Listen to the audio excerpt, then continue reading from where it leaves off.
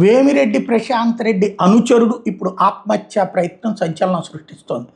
నెల్లూరు జిల్లా కోవూరు నియోజకవర్గ వెడవలూరు మండలం ముదివర్తిపాలెంకి చెందిన టీడీపీ పార్టీ జిల్లా మైనార్టీ కార్యదర్శి ఇమాం బాషా టీడీపీ కార్యాలయంలో మీడియా సమావేశం నిర్వహిస్తూ ఆత్మహత్యా ప్రయత్నం చేశాడు.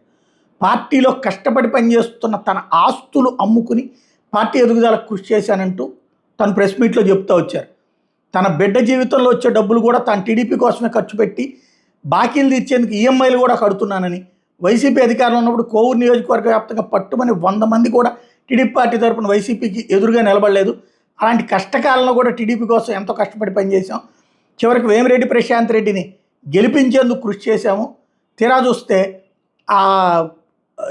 ఏది అక్కడున్న కాంట్రాక్ట్లు అయ్యి నాలాంటి వాడికి ఇవ్వట్లేదు, ఇబ్బంది పెడుతున్నారు. సరే అయినా సరే సర్దుకుని చేస్తుంటే వేమిరెడ్డి ప్రశాంత్ రెడ్డి ఫోన్ చేసి ఏది అట్లాంటి వాటి మీద అడిగితే పట్టించుకోలేదు ఇట్లాగా అని చెప్తేను చివరికి తన మీదనే కేసు పెట్టారట.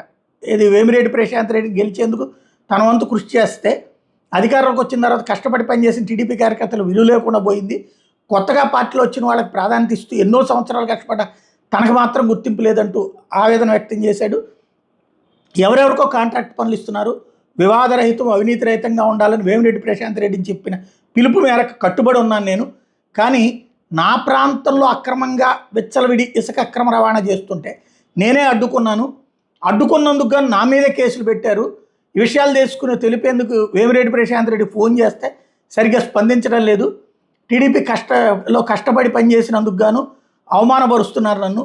నా చావుతోనైనా టీడీపీ కార్యకర్తలకు విలువ రావాలి అంటూ చాలా ఆవేదనతో కూడినటువంటి స్టేట్మెంట్ ఇస్తూ ఆత్మహత్య ప్రయత్నం చేస్తే మిగతా వాళ్ళు అక్కడ ఆ సందర్భంలో ఆపినటువంటిది దాంతో కొంతమేర కంట్రోల్ అయింది.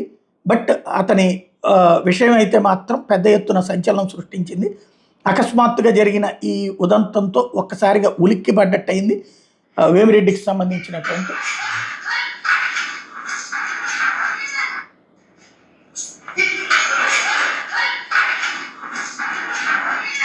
ఇది సంచలనం సృష్టిస్తున్నాను.